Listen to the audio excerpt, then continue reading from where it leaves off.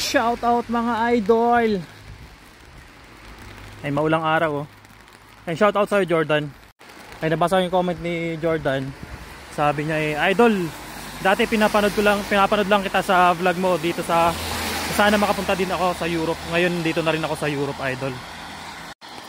Ay ngayon pa lang welcome na kita dito sa Europa, or hindi ko alam kung saan sa Europe to si si Idol Jordan nag-comment sa comment section natin. Palagay ko parang dito rin ata sa sa Czech Republic. And shout out sa iyo idol na dating nanonood ng mga videos natin, na inspired sa mga video na ginagawa natin, na ngayon nandito na sa bansang Europa. Hindi ko alam kung saan dito sa Europe or dito ba sa Czech Republic. Ay kung napapanood mo tong video na to Jordan, pa-comment naman kung saan ka ba dito sa sa Europe. And marami na rin tayong mga nare-receive na comment na dati nakakapanood ng mga video natin na ngayon nandito na sa Czech Republic. Minsan mga nagme-message sa atin, and yung iba nagawan ko na rin ng content na mga nakarating dito sa Czech Republic. Ayan, salamat sa mga panonood ng video ninyo, dahil sa videos natin ay inspired kayo makapunta dito sa bansang Czech Republic or any part of Europe tulad ni Jordan. And medyo maulan yung panahon ngayon kasi malapit na namang malapit na namang ay magtaglagas, magtataglamig. Yan sa mga nagnanais at sa mga nakakapanood ng video natin na gustong makarating dito sa bansang Czech Republic. Yan, patuloy lang kayo mag-apply sa mga legit na agency.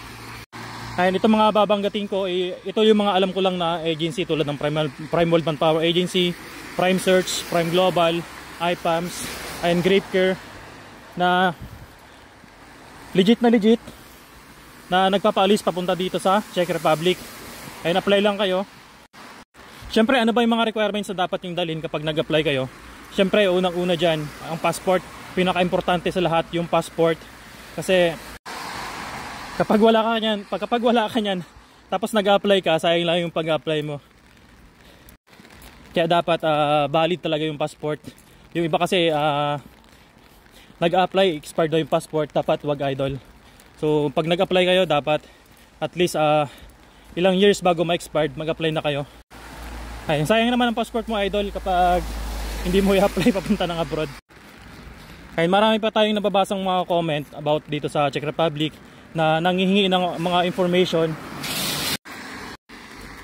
Ayan, pasensya na kayo kung minsan hindi natin nasasagot dahil alam niyo naman sobrang busy din natin sa trabaho. Nakakagawa lang tayo ng content kapag ganito na naglalakad tayo. Kasi tulad ngayon, papasok tayo ng maaga. Tapos ang labas natin umaga na rin. Ayan, shout out sa mga bayaning OFW, lalong lalo dito sa bansang Czech Republic, sa company na Leenco Company or any part of Europe. Siyempre, big shout out na rin sa mga bayaning OFW na katulad natin na nakikipagsapalaran dito sa ibang bansa para sa pamilya, para sa mga pangarap natin. Yan, big shout out sa ating lahat. Siyempre, shout out na rin sa mga nag-a-apply sa Pilipinas, bound to Europe. Ayan, tiyaga lang, pray lang, and huwag mawalan ng pag-asa. Yan ang pinaka-importante sa lahat. Tips ko lang sa mga nag-a-apply, bigyan ko kayo ng idea, huwag kayong mag-focus lang sa isang agency. So dapat pag nag-apply kayo, hindi lang isang agency. Dapat at least basta kung anong kaya nyong applyan, ilang agency ang kaya ninyong applyan, isa sa mga doon, malay mo, 'di ba, sa 10, isa yung sa agency na yan yung makakapagpalis sa'yo. Kasi yung sa akin dati, hindi na ako nag-focus sa isang agency. Marami akong in-applyan, maraming failure, basta mga pinagdaanan bago ako makarating dito. Ngayon, mag-3 years na ako dito sa bansang Czech Republic. Ayan, hinihingal na naman tayo. Parang mas medyo hingal dito sa nilalakaran ko ngayon kaysa dati. Kasi yun, medyo talagang paakyat medyo malayo itong nilalakaran ko. Naglalakad ako palabas. Kasi sa mga hindi pala nakakaalam, hindi ko na i-vlog yung makapaglipat ko ng bahay. May magko-comment na naman na sila daw yung hinihingal sa akin. Ayun mga idol, sorry kasi talagang hingal, medyo nagpakit kasi ito tsaka medyo maulan yung panahon. Tingnan nyo dito, anong oras na mag-alas 6 na mag-alas 7 na ng gabi, pero sobrang liwanag pa sa mga ganitong panahon dito sa Czech Republic. wala kang makikitang mga tambay dito. Not like sa Pilipinas, nako, kahit na maulan, alam nyo naman. Tapos share ko lang pala, no, isasabi ko na rin to. Meron ako nabasang comment na kapag about family reunification, kung pwede na ba makapagtrabaho yung asawa mo dito kapag kinuha mo at dinaan mo sa family reunification. Ayan.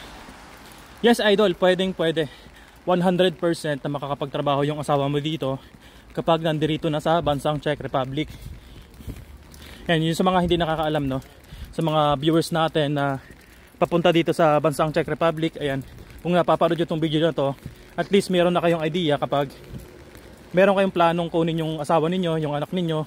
Yung asawa ninyo kapag duman sa family reunification, 100% yan na kapag dating dito ay pwede na makapagtrabaho. Siyempre hindi agad pagdating dito trabaho, siyempre meron pa mga aayusang mga papers yan, or i-apply mo muna sa trabaho para magkaroon ng trabaho dito. Yun ang kagandahan dito sa bansang Czech Republic, na at least 6 months pa lang na pag-stay mo dito, pwede mo nang kunin yung asawa mo o yung anak mo.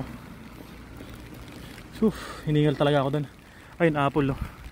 Daming bunga. Ay, kunti na lang pala yung bunga, nalaglag na. Ayun, shout out sa'yo, Jordan, na nanonood ng mga video natin ngayon, nandito na sa Europa. Shout out sa'yo. Ay, sa mga hindi pa na naka-follow dyan, huwag niyong kalimutang i-follow yung account natin. At sa mga bagong viewers natin, mga idol, no, sa mga hindi pa naka-follow, huwag niyong kalimutan i-follow yung account natin dito sa TikTok account, YouTube channel natin. Ayun, pa-support na lang sa YouTube channel natin. Dahil at least kahit pa isa-isa o dalawa yung subscribers natin doon, patuloy nyo pa rin ako sinusuportahan kahit na kakaunti lang views natin sa YouTube. Siyempre bago pa lang tayo, hindi naman tayo famous dito, so huwag tayong mag-expect ng ganong karami, no? So share lang sa mga nagnanais na makarating dito sa bansang Czech Republic about information, and mag-comment ka lang kung anong gusto mong malaman about dito sa Czech Republic, and malay mo masagot ko yung tanong mo sa abot ng aking mga kaalaman dito sa bansang Czech Republic. Siyempre itong ginagawa nating video, wala na masyadong ano to, wala na tayong edit dito kasi yung mga video na ginagawa natin, kapag meron ako nabasang comment kasi agad reply, agad video agad yung ginagawa.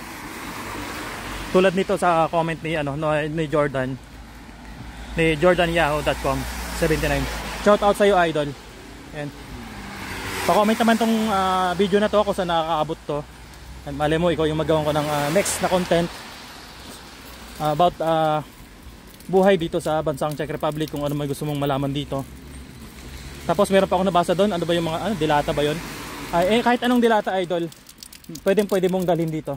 At least kasya sa maleta mo, wag kang mag-over baggage. Pwede mong dalhin. Ang ganda dito talaga, napakatahimik talaga tong lugar dito. Ayun, ang ganda ng view dito, halaman. Mahilig din sila dito sa mga garden. Ayun, oh.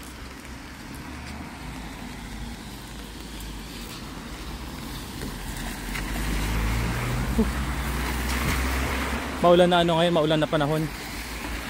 Sa mga susunod na paglalakad natin dito siguro na naman dito, mag-snow. Siyempre expected na yan dahil nandito tayo sa Europa. Yun talaga ang winter dito, snow, taglamig yan. So nakakabiti lang yung tag-init. Ngayon tingnan yung panahon, napakadilim, maulan. Siyempre hindi na tayo magtatagal sa video na to. And kahit na paano nakakapagbigay tayo ng idea about life dito sa bansang Czech Republic. Malay mo ikaw na nakakapanood, ikaw na yung susunod na darating dito at mababasa yung comment mo, ikaw na yung magagawang ko ng content. And shout out sa iyo, idol. Medyo hiningal ako. Ayan, dito tayo sasakay.